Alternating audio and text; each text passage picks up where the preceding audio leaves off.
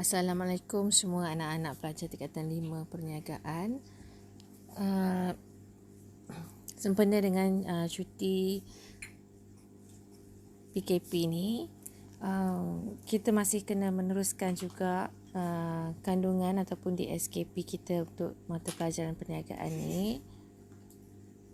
Okey, jadi untuk tingkatan 5 kita dah dengan ujian satu hari tu kita dah habis 2 bab. Okey, jadi iaitu masih lagi berkaitan dengan sumber perniagaan. So kalau masih ingat lagi, kita dah habis dengan sumber manusia, pengurusan sumber manusia yang pertama, dan yang kedua sumber fizikal dan teknologi 2 dan 3. So kita ada satu lagi sumber, iaitu sumber pembiayaan perniagaan. Okey, jadi dalam bab ni kita akan mengenal pasti apa sumber pembiayaan yang diperlukan dalam sesebuah perniagaan. Okey, yang kedua menghuraikan jenis pembiayaan dalaman dan juga luaran yang sesuai untuk sesebuah perniagaan. Jadi untuk beberapa minit, 10 minit yang pertama ini, kita akan tengok dulu, pelajar-pelajar perlu mengenal pasti apa sumber pembiayaan yang diperlukan dalam sesebuah perniagaan. Okey, kita tengok yang pertama. Okey, sumber pembiayaan untuk sesebuah perniagaan. Apa yang diperlukan dalam sesebuah perniagaan? Okey, dinyatakan di sini seseorang usahawan mesti mengenal pasti sumber pembiayaan sesuai berdasarkan kepada jumlah modal yang diperlukan. So, apa yang dikatakan modal? Modal tu tak semestinya wang tunai saja. So, kalau kita tengok kat sini, modal boleh jadi wang tunai. Dan wang tunai ini boleh kita gunakan untuk inventory, stok, bangunan kilang, dan juga untuk membeli kilang ataupun untuk melakukan proses pengeluaran. Misalnya kita perlukan bangunan kilang dan juga jentera ataupun peralatan ataupun mesin lah untuk dalam satu-satu proses pengeluaran. Okey, itu untuk modal. Okay, dan maknanya pembiayaan kita perlukan modal, tapi modal ni boleh kita gunakan untuk bukan hanya wang tunai, tapi juga untuk membeli aset-aset yang lain juga. Okey, seterusnya kita nak tengok jenis pembiayaan.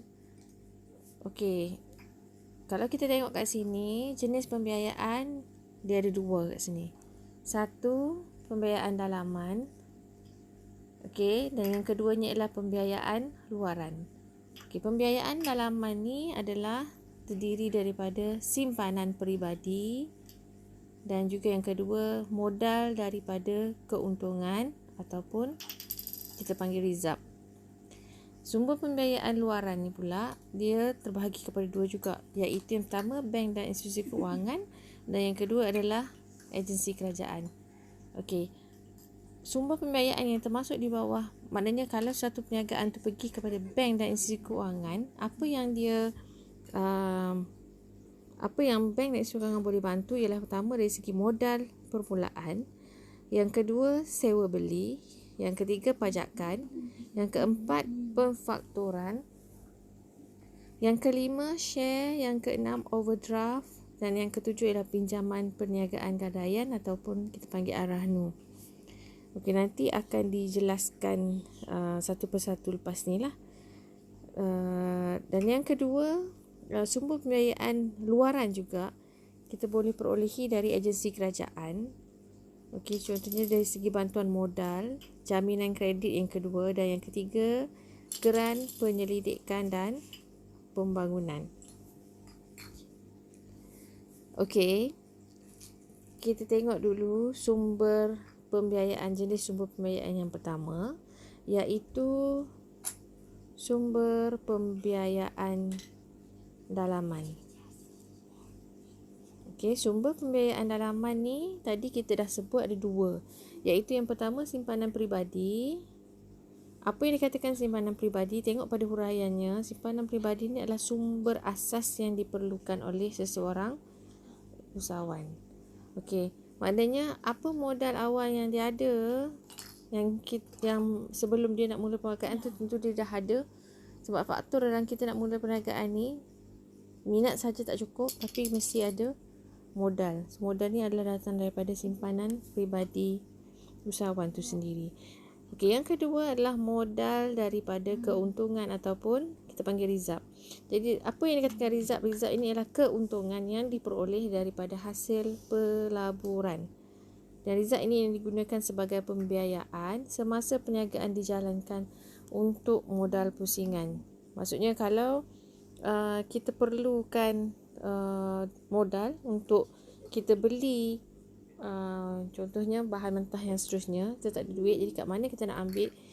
Kita ambil daripada keuntungan daripada pelaburan yang sebelum ni, yang kita simpan. Yang kita simpan telah kita panggil sebagai rizab. Okey, so cikgu stop dulu di sumber pembiayaan dalaman. Nanti kita akan sambung untuk jenis sumber pembiayaan kedua, iaitu sumber pembiayaan luaran. Okey, terima kasih.